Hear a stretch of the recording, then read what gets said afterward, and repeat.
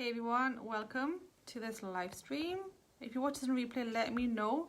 So I got this question from one of a newly qualified coach who's a mum and a wife and a daughter, and so she's got lots of roles and she wanted to know what I do to juggle being a wife, being a mum and being a business owner while doing other things as well. But that's my main thing, these three.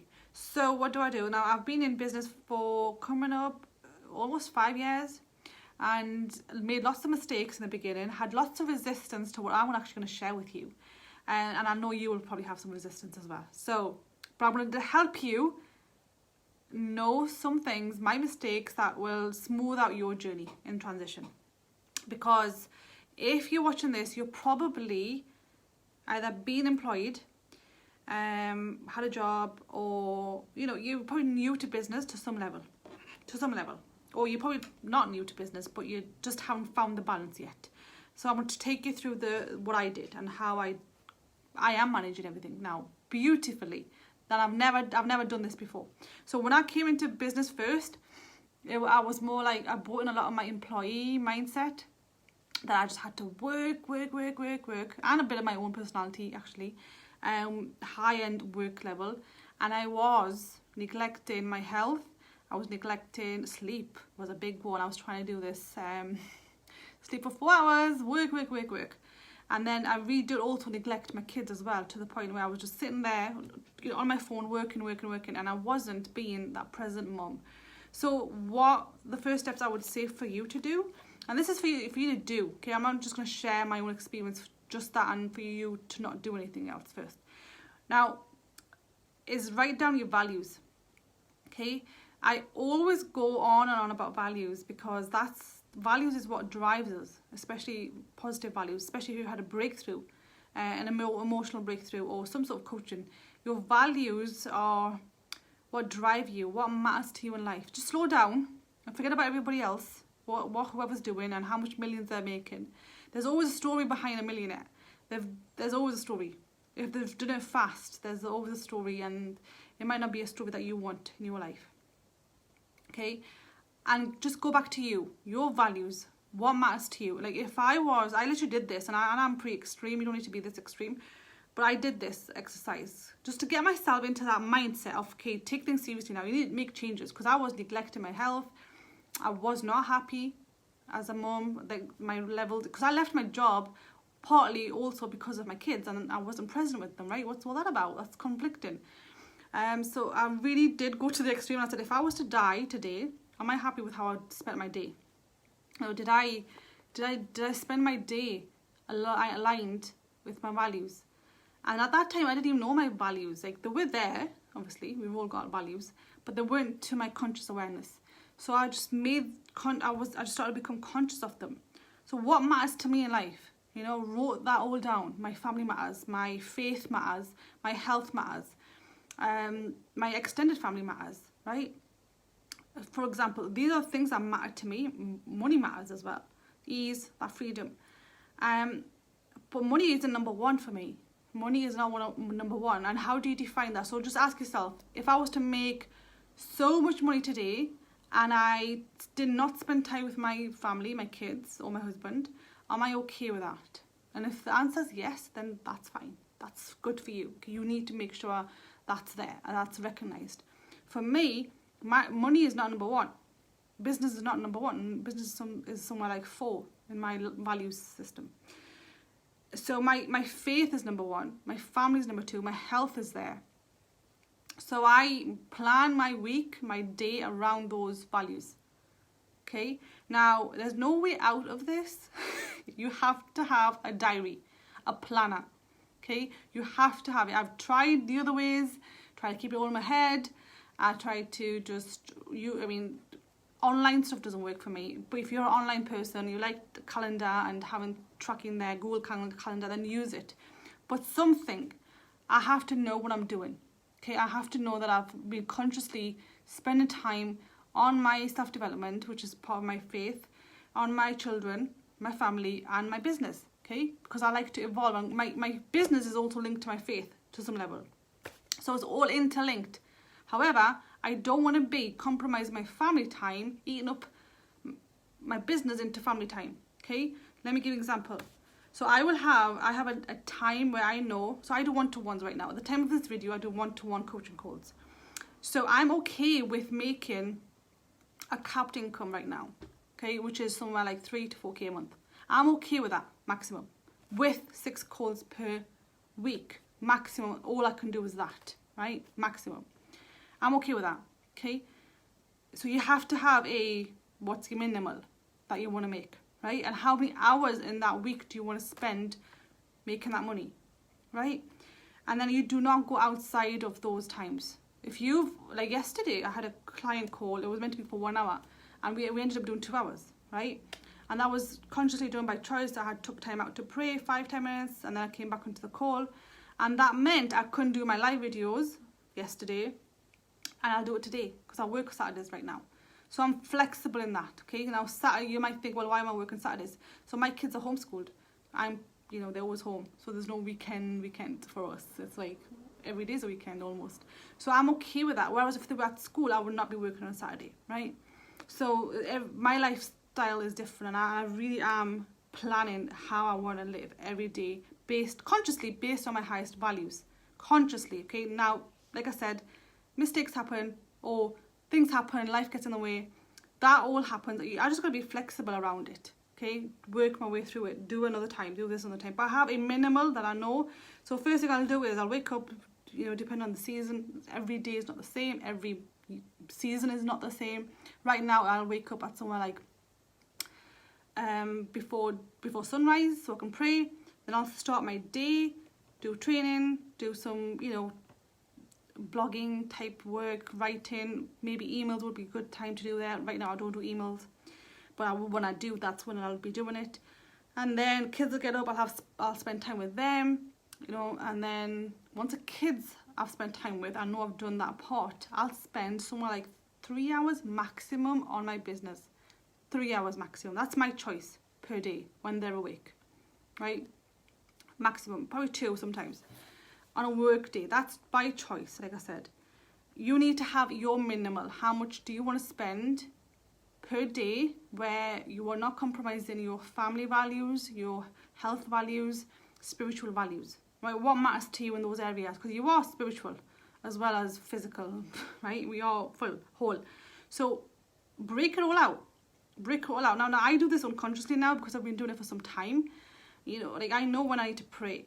Yes, when the prayer times are changed, it takes me a good month to adjust to the new prayer times. In the winter, it's, back to back, like 12 o'clock, and then it's like 3 o'clock, and then it's like 4 o'clock, something like that. And then you can pray the last one whenever, before you sleep. So, and then summertime, it's completely different. It's like prolonged. The first one, you can pray until somewhere like 6 p.m. and then it's back to back. So I have to have a diary because if I don't, I will probably have I'll probably put in a coaching call when it's time to pray, or have back-to-back coaching calls when it's time to pray.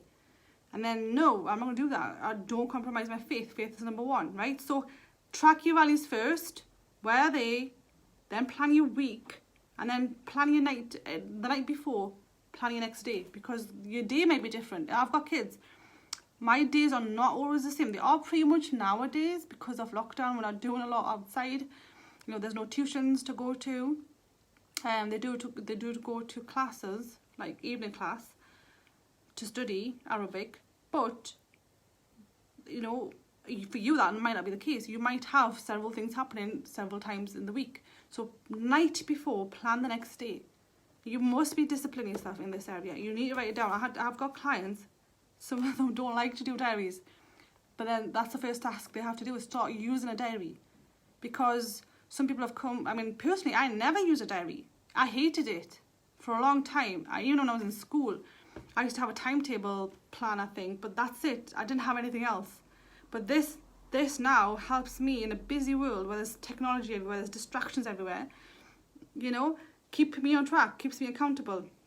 That if I've done loads of work during the day, I will not do much in the evening, okay? And if I've done less work during the day, I'll do it in the evening. So every day is different, and you need to have something visual to see that.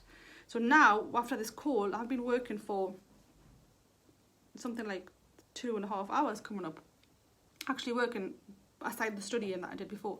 I'm going to go now and, you know, make lunch, stay with the kids. I'll probably be there for the rest of the day now and then come back in the evening, right? That's by choice. Kids are okay. They're at that age where they can, you know, get on with stuff when I'm working. But yours will be different. Go with your children, go with your family first. I don't always recommend going, you know, this is up to you though, obviously, but hustling to the point where you're unhappy. Don't work too much, because that you will fall into that place if you are somebody who is hardworking and thinks that they need to work lots and lots of hours to make some money.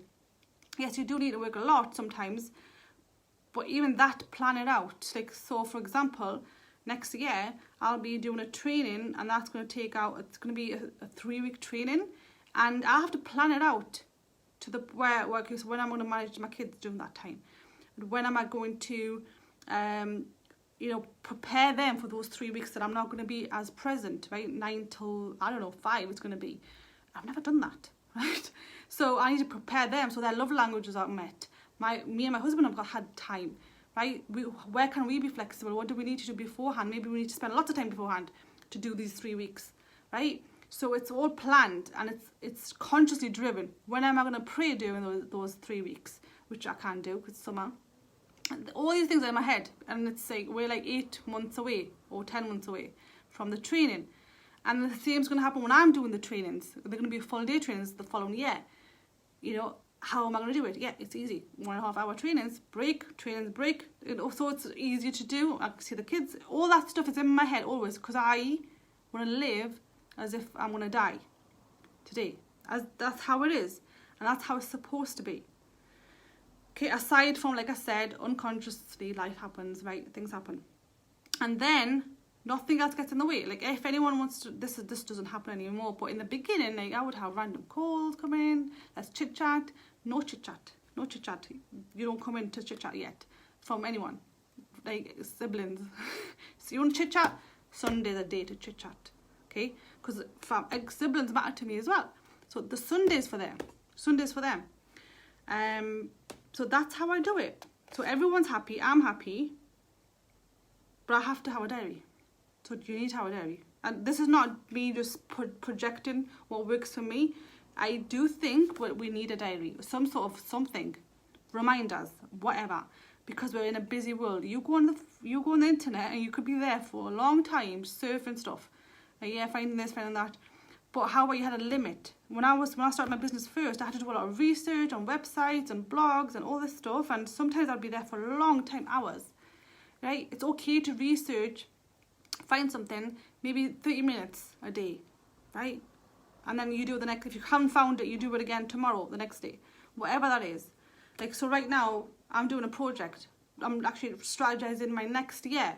I'm only doing 30 minutes at a time, okay? Or maybe an hour at a time. It's going to take me probably 2 weeks to do this. I'm okay with that, right? So, because if I do too much work, I'm not happy. Money doesn't matter to me then. I've been there.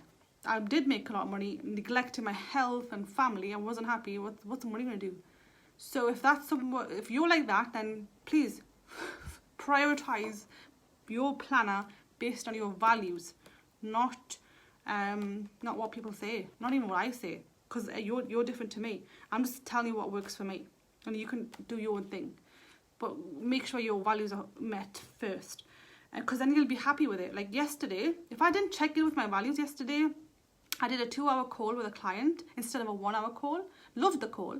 But if I just carried on working another hour doing live videos in 3 different places, this group, this place, my other 2 groups, then my kids would have been neglected for 3 hours in a row. That doesn't happen often. I always check out maybe 10 minutes in between, right? 10 minutes to see how they're doing. They're okay? Because they're older, right? Yours might not be that old. Yours might need to be checked in every, 45 minutes. You work around your kids. You work around who matters to you and what matters to you. Hope this was useful. I use a planner. This is not marketing. You don't need to use the same planner. But I use a physical planner. They work for me. You don't need to use a physical planner. Use one that works for you, that you like. Mine's like bold. It's in my face. I like it. It's like almost telling you what to do. I like that. If you like subtle ones, find a subtle one. One of my clients does not like this planner at all. She says it's too bold, it's like military. I'm like, oh yeah, I like it, it's military. That's probably why I like it, because it tells me what to do. But she doesn't, she's soft, she likes soft ones. So she's got a different planner. So, but you do need one. You do need one. And I find people that live in my ethnic origin, that I've actually lived there, they struggle with it, because in Eastern countries, we go by the prayer times, and it's all like estimated. It's like, I'll meet you at Zohar, I'll meet you at not Fajr, usually Asr, right? And then you don't know what time Asr is, right? It varies, it's never the same. So there's no internal planning happening, it's external.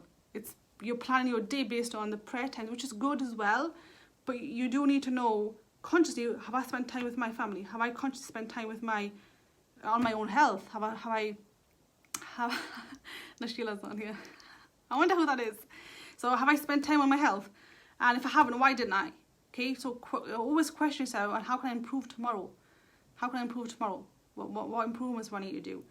We always reflect as a family. We're like a boot camp, self-development, you know. We always reflect, how can I do this better? How can I do this better? And, oh, I'm sorry, Mummy didn't get out of the office at this time. I should have, and next time I'll make sure I will. So you do make mistakes on the go. It's not like I don't make mistakes. I do, absolutely. Like right now, I'm almost 3 hours in, and they're gonna knock any minute. Where are you? Because I haven't been out since they've got up. So, because they get up late, and at the time of this video, it's past lunchtime, right? So the food's there, they're fine, but they haven't seen me, and they need to see me, right? That's their need, and my need as well. So that happens, but consciously I am planning it. So plan it. Don't be pressured to make lots of money and neglect your health. Even if money is high in your values, don't be pressured to make lots of money to neglect your family if family matters to you. Do it in stages, and you'll be happy, and you will make more money. You will make more money. It'll take some time sometimes, because there's a reality to marketing. It does take time. If you've never made money online, you need to wait a good 4 months, 6 months for people to know what your brand is about.